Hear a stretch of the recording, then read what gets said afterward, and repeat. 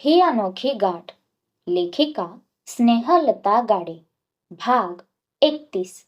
ज्याच्या मनात पैशाचा लोभ नसतो ना, त्याचं मन खूप साफ असतं. इतक्या मोठ्या राजाची राणी होती ती, तरी त्याचा पैसा दिसला नाही तर स्वकमाई दान करायची ठरवली तिने. तर ठीक आहे, 2 लाख रक्कम त्यांना देऊन टाक. म्हणजे खूप कमी आहे ही, पण तू तेवढीच दे, बाकी आम्ही पाहून घेऊ. झालं. 2,000 देणारी 2 लाख ऐकूनच गप्प झाली. इतकी रक्कम तर तिने कधी पाहिली नसेल. आता एवढे पैसे आणायचे कुठून? 2 लाख तर नाही माझ्याकडे, 2,000 आहेत. अगदी निरागसपणे बोलली ती. असंही सगळी सोंग करता येतात, पैशाचं सोंग करता नाही येत. व्हॉट? 2,000? अगं, आपल्या घराण्याला शोभेल असं तरी बोलायचे. आपण लाखोमध्ये दान करतो आणि तू 1,000 द्यायचा विचार करते. मला वाटलं त्रिलोक अग्निहोत्रीची बायको आहे, आमच्या घराला साजेशी तोलामोलाला शोभेल अशीच असेल. पण तू तर खूपच पुअर गरीब निघाली. तुझ्याकडे पाहून वाटलंच होतं. ऐपतीपेक्षा जास्त मिळालं आहे. लायकी? दमयंती त्या स्त्रियांसमोरच आरोहीचा अपमान करत होती. तिच्या स्टेटसवरून हिनवत होती. पण आता तिची लायकी काढणार होती की त्याच वेळी एक आवाज गरजला तिथे. Stop it! त्याचा आवाज इतका मोठा होता की आता घरातील माणसंच काय, वस्तू पण हादरून गेल्या होत्या.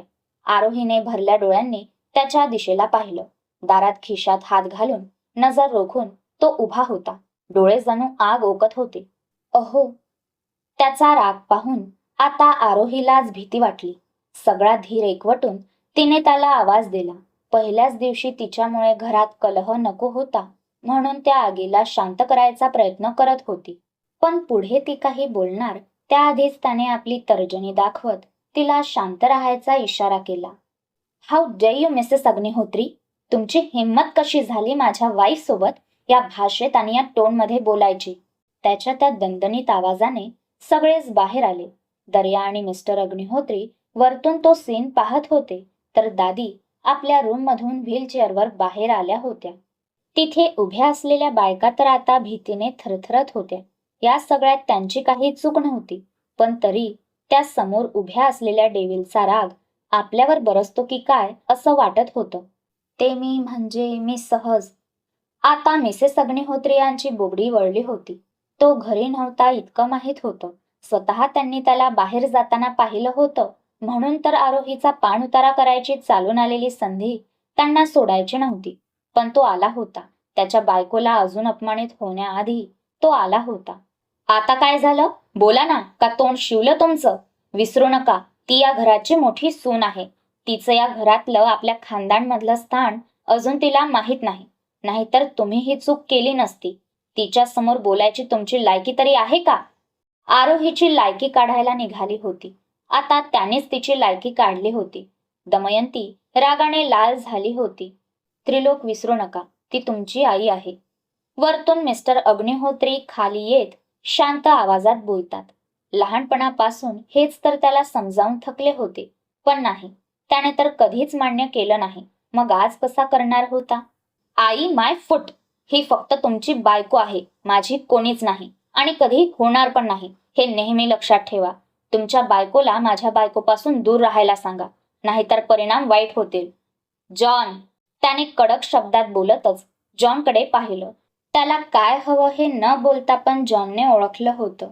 जॉनने आपल्या हातात असलेल्या बॅगमधून लगेच एक चेक काढून त्याच्या हातात दिला.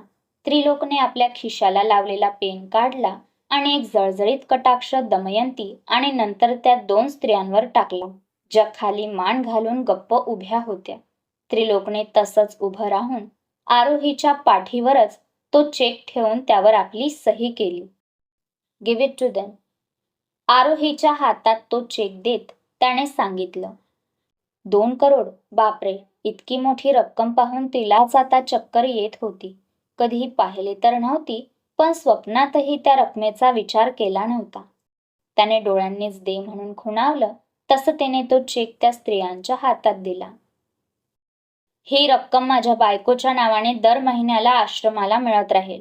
आरोही त्रिलोक अग्निहोत्री. त्याने बोलून सरळ तिचा हात पकडला. खूप मोठी रक्कम तो दर महिन्याला तिच्या नावे देणार होता, तरी काहीतरी होतं जे तिच्या मनात होतं.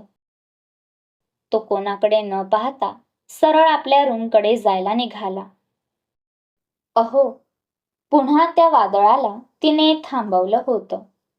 येस, यावेळी त्याच्या चेहऱ्यावर किंचित राग दिसून आला. ते माझे 2,000 रुपये तेही देऊ का? माझी इच्छा आहे, हळूच बोलली ती. पैसे कमी असले तरी त्याची किंमत तिच्यासाठी खूप जास्त होती. तिच्या स्वतःच्या कमाईचे पैसे होते. कोणत्या अनाथ मुलांच्या कामी यावेत असंच वाटलं तिला. Okay, as you wish. अडवणार नव्हताच तो कधी. तिचा काय, त्याचा पण पैसा तिला हवा तसा ती वापरू शकत होती. तिने लगेच आपला हात सोडवून घेतला आणि मोबाईलमध्ये काहीतरी केलं. जॉन दादा, तुमच्या मोबाईलवर मी पैसे पाठवले आहेत. प्लीज त्यांना ती कॅश काढून द्याल का? तिने जॉनकडे पाहत विचारले. ऑर्डर ऐकायची सवय होती बिचाऱ्याला आणि ही त्याला विनंती करत होती. त्यात भाऊ म्हणून त्याला तर झाडावर काय चंद्रावर पोहोचवलं होतं तिने. पहिल्यांदा त्याच्या बँक रेकॉर्डमध्ये 2,000चं ट्रान्झॅक्शन दिसले असेल. काय दिवस होता त्याच्यासाठी. सगळं काही पहिल्यांदा घडत होतं आणि बहुतेक एकदाच असा योग येणार होता. त्याने खूप उत्साहात आपल्याकडे असलेले 2,000 त्या स्त्रियांना दिले. दर्या आपल्या नवीन वहिनीच्या कृतीवर गालात हसला. जिथे त्याचा भाऊ कोणाला पण त्याच्या सावलीला उभं राहू देत नव्हता, तिथे त्याची वहिनी नवीन नाती जोडू पाहत होती. अजित जोडी होती त्यांची. झालं? त्याने एक भुवई उंचावत तिला विचारलं. लगेच हो मध्ये मान हलवली तिने. छोट्या छोट्या गोष्टीत आनंद मिळत होता. आपले पैसे चांगल्या कामाला आले याचा आनंद होता. दमयंती काय बोलली हे तर कधीच विसरून गेली होती. बहुतेक अशा कडू गोष्टी ऐकायची सवय आधीपासून होती. थप्पड से डर नहीं लगता साहब, प्यार से लगता है, असं समीकरण होतं बहुतेक तिचे. त्या स्त्रिया आणि जॉन लगेच तिथून गायब झाले होते. आता तिथे एक भयान शांतता पसरली होती आणि ज्याने ही शांतता निर्माण केली होती तो आपल्या प्रिय बायकोला घेऊन आपल्या शयनकक्षेत गेला होता.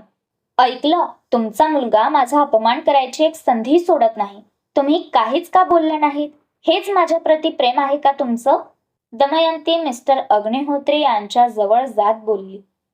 हे मात्र नक्की, पुरुष कितीही मोठा डॉन असू दे किंवा सुप्रीम डॉन, त्याची बायको त्याला अजिबात घाबरत नाही. बायकोच्या प्रश्नाचे उत्तर देणं हेच त्याचं पहिलं कर्तव्य असतं, हे मात्र नक्की. दर्या, अर्जंट माझ्या केबिनमध्ये ये. काहीतरी महत्वाचं बोलायचं आहे. मिस्टर अग्निहोत्री यांनी सरळ त्यांच्या बोलण्याकडे दुर्लक्ष केलं होतं. दर्या लगेच आपल्या वडिलांच्या मागे निघून गेला. घरातल्या या छोट्या छोट्या गोष्टीपेक्षा करण्यासारखं त्यांच्याकडे बरंच काही होतं. आह, जा, सगळेच जा. मी माझ्या अपमानाचा बदला नक्की घेईन. दमयंती रागातच पाय आपटत बोलते. बहुराणी, कोणाची जागा घेणं खूप सोपं असतं, पण आपल्या माणसाच्या मनात जागा निर्माण करणं तितकंच अवघड. माझ्या निलांबरीची जागा तू घेतली खरी, पण तिच्यासारखा मान कधीच मिळवता नाही आला. अजूनही वेळ गेली नाही. तो आग आहे. आगीशी खेळायला जाशील तर होरपळून निघशील. दादी बोलून आपल्या रूममध्ये निघून गेल्या. दमयंती मात्र अजूनच सुडाच्या आगीत जळत होती. त्रिलोक तिला घेऊन आपल्या रूममध्ये आला होता, पण एक अक्षर पण बोलला नव्हता. रागातच आदळआपट सुरू होती. फोनवर पण ठीक बोलत नव्हता. समोरच्या माणसांना तर धारेवर धरलं होतं. देवा, अजूनच मी यांना त्रास दिला वाटतं. पण मी काय करू? मी तर काहीच केलं नाही. आता काय करू? कसा घालवू यांचा राग? परी बोलली ते करू का नक्की? जमेल का मला? आपल्या हातांची बोटं कुरतडत आरोही विचार करत होती. आता या आगीला शांत करायला ही आता नक्की काय करणार होती देव जाणे. अहो, अगदी जवळून तिचा लाडीक आवाज आला. त्याच्या कोपराला विळखा घालून त्याच्या एकदम जवळ येऊन बसली होती. काम करणारे हात आणि लॅपटॉपमधली नजर जागीच थांबले. हिचं वागणं आज विचित्र वाटत होतं. आज बरंच धाडस दाखवत होती ती. त्याच्या जवळ येण्याने पण जिला दरदरून घाम फुटतो त्याच माणसाच्या जवळ आज स्वतः जात होती. पण नाही, तिच्या या गोड वागण्याला भुलणारा तो थोडीच होता. तिच्या अशा वागण्याने त्याच्या चेहऱ्यावरची साधी रेषही हलली नव्हती. थांबलेले हात काही सेकंदात पुन्हा सुरू झाले. एक नजर त्या गोड चेहऱ्याला पाहिलं पण नाही, तसा तिचा उत्साह जरा कमीच झाला. देवा, हे अति तर नाही ना होत? नाही नाही, परी बोलली होती, प्रेमाने जवळ गेलं की नवरा लगेच पिघळतो. हे पण राग विसरतील. पण एक मिनिट, परी, तिला कसं माहीत प्रेमाने जवळ गेलं की नवरा विरघळतो? तिचं तर लग्नच नाही झालं. ही परी पण ना, बाबा तर असे कधी पिघळले नाही. हां, तसं आई प्रेमात कमी आणि रागात जास्त येते. आपल्याच विचारावर हसली ती. अगं बाई, तुझी आई रागात येवो अगर प्रेमात येवो, पण तुझ्या बापाने 2 प्रोडक्शन काढले होते त्याचे काय? त्यांना सोड, तू तुझं बघ. तिने लगेच आपला ट्रॅक बदलला होता. त्रिलोक सोडून परीवर ध्यान लावून बसली होती. लीव्ह माय हँड. त्याने जरा रागात आपला हात हिसकावून घेतला. ती पुढे काय करते हे पाहायचं होतं. तिच्या आयुष्यात आपलं स्थान काय आहे हे माहीत होतं, पण तरी तिने व्यक्त व्हावं असं वाटत होतं. पण ही होती की वेगळ्याच विचारात हरवली होती. त्याचा एक हात पकडून ठेवल्याने त्यालाच टाईट करताना अडचण होत होती, म्हणून आपला हात सोडवून घेतला त्याने. अहो, ऐका तरी. आता कुठे पुन्हा त्रिलोक आठवला तिला, पण नाही. त्याने आता सरळ तिला तोंडावर बोट ठेवून शांत राहायचा इशारा केला. कानात असलेल्या ब्लूटूथमध्ये कॉल कनेक्ट करून कोणाशी तरी बोलत होता. तिने थोडंसं पुढे झुकून त्याच्या चेहऱ्याला पाहिलं. त्याची नजर लॅपटॉपमध्ये स्थिर होती. हात तर मशीनपेक्षा पण फास्ट चालत होते. कोणती लँग्वेज बोलत होता हे कळत नव्हतं, पण फाडफाड बोलून मोकळा होत होता. बोलतानाही चेहरा निर्विकार होता. ओठांची जलद गतीने हालचाल होत होती. ती एकटक त्यालाच पाहत होती. सतत उघड बंद होणारे त्याचे ओठ पाहून तिच्याच अंगावर काटा आला. ती जवळ होती तरी तिच्या असण्याचा अजिबात त्याला डिस्टर्ब झाला नाही. त्याने त्याच्या कामात आणि बोलण्यात काहीच व्यत्यय आणू दिला नव्हता. त्याला पाहता पाहता आपल्या आरोही मॅडम कधी माळरानावर जाऊन पोहोचल्या ते कळलंच नाही. एकटीच रखरखत्या उन्हात उभी होती आणि तो समोरून स्टाईलमध्ये डोळ्यावर गॉगल लावून बुलेट घेऊन तिलाच भेटायला आला होता. बराच वेळ त्याची वाट पाहत होती, म्हणून तिने हाताची घडी घालून सरळ नजर फिरवली. रुसली होती त्याची राधा. त्याने स्टाईलमध्येच गॉगल काढून पुढे शर्टमध्ये लावला आणि हसतच बुलेटवरून उतरून तिच्या जवळ आला. तिने त्याला पाहून न पाहिल्यासारखे केलं. राग होता. लवकर आला नाही, रुसली होती. सॉरी. ओठांची मंद हालचाल करत त्याने सरळ कान पकडून उठाबशा काढायला सुरुवात केली. किती क्यूट दिसत होता तो. तिने लगेच आपला रुसवा सोडला आणि त्याला मिठी मारली. त्याच वेळी मेघराजाही त्या जोडीला पाहत होता. त्यांना आशीर्वाद द्यायला म्हणून त्यावेळी तोही बरसला होता. हाय, काय तो सीन होता. पण तरी ते स्वप्न होतं तिचं आणि सत्यात ती वेड्यासारखी वाटत होती. हनुवटीला एक हात लावून थोडीशी कमरेत वाकून त्याला पाहत एकटीच हसत होती. व्हॉट? त्याने तिच्या समोर चुटकी वाजवून विचारले. तशी लगेच त्या स्वप्नातून जागी झाली. हे आणि बुलेट राहू दे. लगेच त्याला त्या वेशात कधी पाहताच येणार नाही हे कबूल केलं तिने. पण ते स्वप्न आठवून लगेच गालात हसली. तिला असं एकटंच हसताना पाहून त्याला मात्र जेलसी होत होती. त्याला सोडून ही कोणा दुसऱ्याच्या स्वप्नात तर हरवली नाही ना. अरे बाबा, तू तिच्या डोक्यात काय, आयुष्यात ओनली वन आहे. छापा टाक नाही तर काटा टाक, तूच असशील. अहो, ऐका ना. तिने पुन्हा लाडात येत त्याच्याकडं पाहिलं. पण यावेळी पण त्याने नजर फिरवली. त्याची बायको होती ती. समोरच्या माणसाला तोंडावर गार करता आलं पाहिजे अशी साधी अपेक्षा होती. पण ही तर मुळमुळू रडत होती, म्हणून चिडला होता. अहो, तुम्हाला राग आला का? बोलून यावेळी सरळ त्याच्या मांडीवर जाऊन बसली आणि त्याच्या गळ्यात हात गुंफले. पोरगी शिकली, प्रगती झाली. मॅडम आज फुल फॉर्म मध्ये दिसत आहे. आता मात्र त्याच्या मनाची चलबिचल सुरू झाली. अहो, मला खरंच खूप वाईट वाटत आहे. तिने बोलून आता आपली नाजूक लांबसडक बोटं त्याच्या गालावर फिरवायला सुरुवात केली. त्याच्या प्रेमाची सीमा अजून तिने पाहिली नव्हती. खोल डोहात गेल्यासारखं तो तिला आपल्या प्रेमात बुडवायला नेहमीच उतावीळ असायचा. आज ती तिच्या प्रेमात त्याला वाहवत न्यायला सज्ज झाली होती. आता हिला नक्की कशाचं वाईट वाटलं हे मात्र वेगळंच होतं. त्याला वाटत होतं त्याच्या त्या सो कॉल्ड आईच्या बोलण्याने दुखावली असेल ती. आपण उगाच तिच्यावर रुसलो आहोत. पण नाही.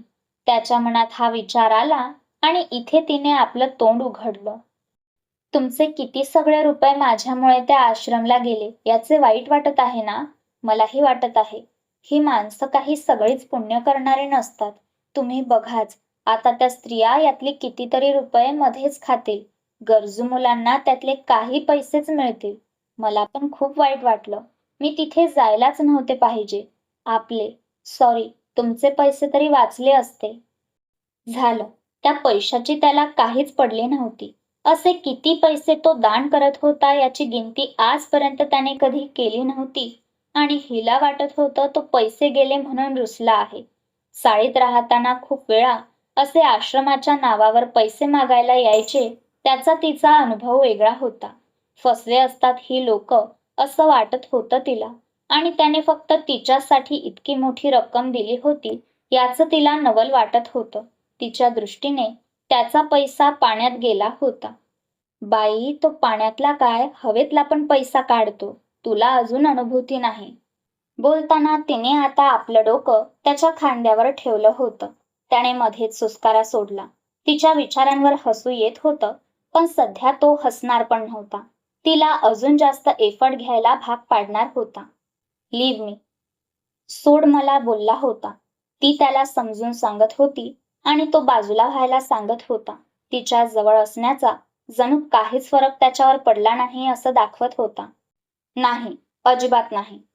हट्टी मुलीसारखी तशीच बसून त्याच्या डोळ्यात डोळे घालून पाहत होती.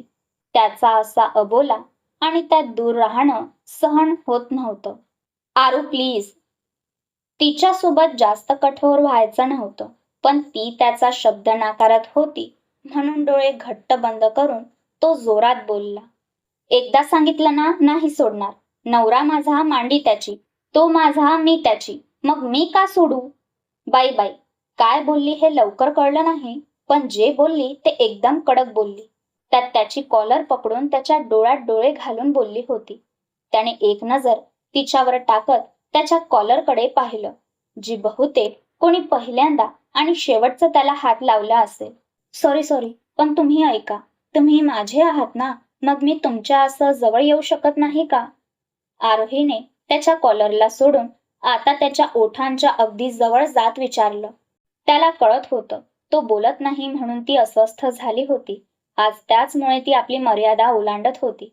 पण तिने अजून काही करावं असं मनात होतं त्याच्या, म्हणून इतक्यात हार मानणार नव्हता. Then do something that makes me feel like you are mine. असं काहीतरी कर ज्यामुळे तू माझी आहे असं मला वाटेल, असं बोलला होता तो. बोलताना तिच्या कमरेत हात घालून अजून जवळ ओढलं होतं त्याने. त्यामुळे ते 4-5 इंचाचं अंतर पण कमी झाले. तिची छाती त्याच्या छातीवर जाऊन आदळली होती. त्याचे ओठ आता तिच्या ओठांच्या अगदी जवळ होते. आता मात्र पुढे काय होणार हे माहीत होतं तिला. त्याच विचारांनी तिच्या पोटात गोळा आला. डोळे अलगद बंद करून तिने जणू स्वतःला त्याच्या स्वाधीन केलं. त्या बंद डोळ्यांना एक नजर पाहिलं त्याने. त्याच्या स्वभावाची जणू तिने उजळणी करायला सुरुवात केली होती. पण बाई ग, तुला समजेल इतका सोपा वाटला का तुला? नाही ग बाई, खूप जटिल प्रकरण आहे हे. त्याचे राकट हात आता तिच्या खांद्यावर जाणवले तिला. आता त्याचे ओठ आपल्या ओठांवर स्थिरावतील म्हणून अलगद आपल्या मिटलेल्या ओठांना थोडंसं विलग केलं तिने. पण हे काय? पुढच्याच क्षणी त्याने तिला सरळ उचलून अलगद त्या खुर्चीवर बसवलं आणि तो मात्र उठून उभा राहिला. त्या खुर्चीवर थोडीशी आदळली तसे तिने डोळे उघडले. तो आपला शर्ट नीट करत अंगावर कोट चढवत होता. अहो हे काय, असं कोण करतं? तिने थोडंसं चिडून विचारलं. अपेक्षाभंग झाला होता बिचारीचा. असं म्हणजे कसं? त्याने आरशात पाहत मागे तिच्यावर एक कटाक्ष टाकला. आता कसं सांगणार होती? तुझ्या ओठांनी माझ्या ओठांची तहान भागवायची होती. तुझ्या स्पर्शात माझ्या देहाची फरमाईश पुरवायची होती. तुझ्या बाहुपाशात येऊन स्वर्गाची सैर करायची होती. सांगा ना, कसं सांगणार होती? काहीच न बोलता पुन्हा हाताची घडी घालून तोंड फुगवून बसली. अगदी लहान बाहुली वाटत होती. पहिल्यांदा तिला असं रुसलेलं पाहत होता. मज्जा वाटत होती तिच्या या रूपाला पाहून. If you want something you have to work hard for it. आपल्याला काही हवं असेल तर त्यासाठी कष्ट घ्यावे लागतात बोलला होता तिला. त्याचं मगाशी बोललेलं बहुतेक विसरली असेल ती. त्याने सांगितलं होतं, तो तिचा आहे हे दाखवून दे. त्याला ती आपली वाटेल असं काहीतरी कर. पुन्हा त्याच्या बोलण्याची आठवण करून दिली त्याने आणि सरळ तिच्याकडे पाहत हसत निघूनही गेला. ती मात्र आता भरल्या डोळ्यांनी त्यालाच पाहत होती. यावेळी अगदी जवळ येऊन दुरावला होता. आधी तिची आई, तिचे वडील, नंतर परे आणि आता तो. सगळेच तिच्या मनाच्या जवळ होते. हळूहळू सगळेच आपल्यापासून दूर जातात की काय असं वाटत होतं.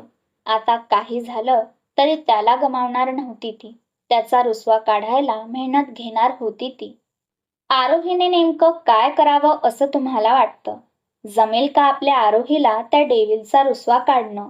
सुचवा जरा तिच्यासाठी खास उपाय. चला तर मग लवकरच भेटू. आणि हो, कथा आवडत असेल तर नक्की कॉमेंट्स करून सांगा.